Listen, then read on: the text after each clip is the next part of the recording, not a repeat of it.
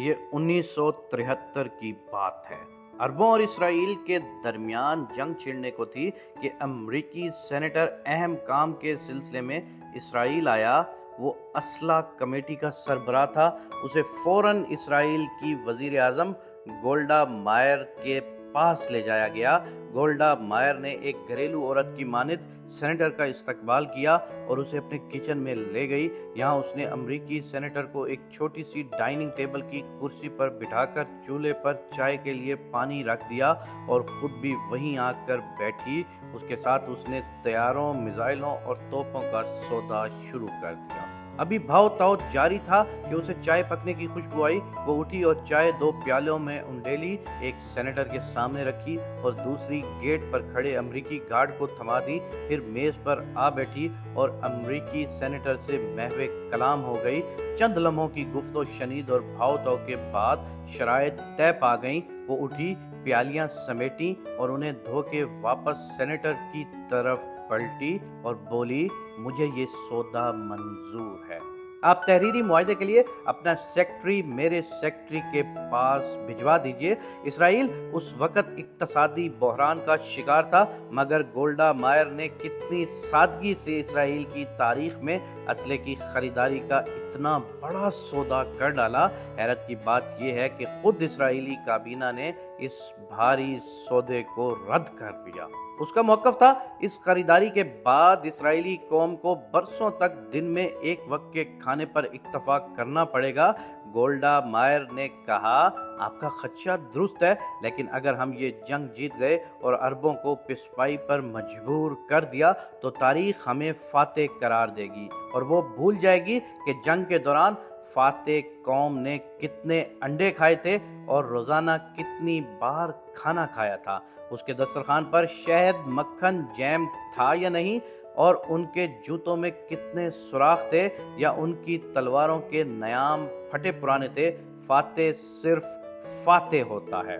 Golda مائر کی دلیل پر اسرائیلی کابینہ کو اس سودے کی منظوری دینا پڑی۔ آنے والے وقت نے ثابت کیا کہ گولڈا مائر کا اقدام درست تھا اور پریسی اسلحے اور جہازوں سے یہودی عربوں کے دروازوں پر دستک دے رہے تھے۔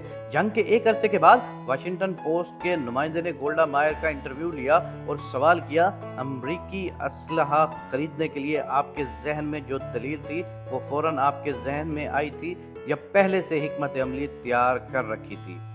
چونکا دینے والا جواب تھا۔ وہ بولی، میں نے یہ استدلال اپنے دشمنوں یعنی مسلمانوں کے نبی حضرت محمد مصطفیٰ صلی اللہ علیہ وآلہ وسلم سے لیا تھا۔ مذاہب کا موازنہ میرا پسندیدہ موضوع تھا۔ انہی دنوں میں نے محمد مصطفیٰ صلی اللہ علیہ وآلہ وسلم کی سوانح حیات پڑھی۔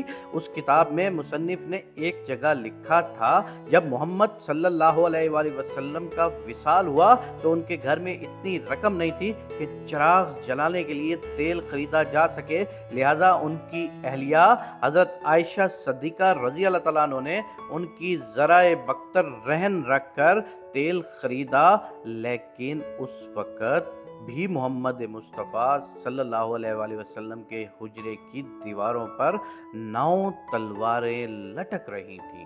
یہ واقعہ پڑھا تو میں نے سوچا کہ دنیا میں کتنے لوگ ہوں گے جو مسلمانوں کی پہلی ریاست کی کمزور اقتصادی حالت کے بارے میں جانتے ہوں گے، لیکن مسلمان آدھی دنیا کے فاتح ہیں، یہ بات پوری دنیا جانتی ہے۔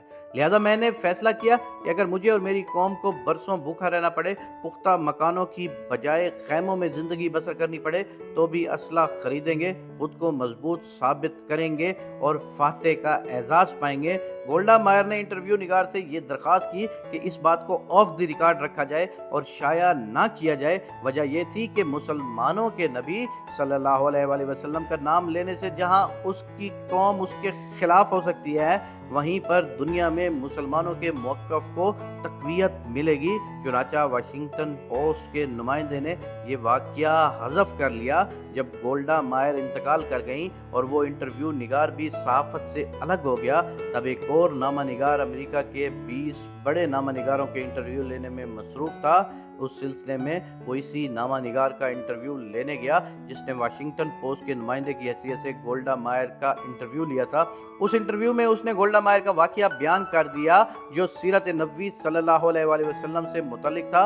उसने कहा कि मैंने जब तारीख़ इस्लाम का मुताला किया तो मैं अरब बुद्दुओं की जंगी हिकमत अमलियाँ देख कर हैरान रह गया, क्योंकि मुझे मालूम हुआ कि वो तारिक बिन ज़ियाद जिसने जब्राल्टर के रास्ते स्पेन फतह किया, उसकी फौज के आधे से ज़्यादा मुजाहिदों के पास पूरा लिबास नहीं था। वो 72 घंटे एक छागल पानी और सूखी रोटी के चंद टुकड़ों पर गुजारा करते थे।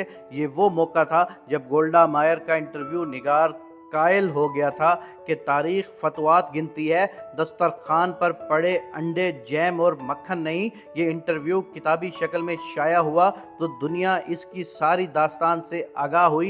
ये वाक़या मुसलमानान आलम को झंझोड़ रहा है, समझा रहा है कि अधेड़ी अबाओं और फटे जूतों वाले गलाबान 1400 बरस कबल किस तरह जहांबान बन गए। सीरत नबवी सल्लल्लाहु अलैहि वसल्लम से एक यहूदी औरत ने तो सबक हासिल कर लिया, मगर मुसलमान इस पहलू से नाआशना रहे। साइंस और टेक्नोलॉजी, अलूम और फ़नून पर दस्तरस रखने की बजाय लाहासिल बहसों और गैर ज़रूरी काम में मगन रहे। चुनांचा ज़वाल हमारा मुकद्दर ठहरा।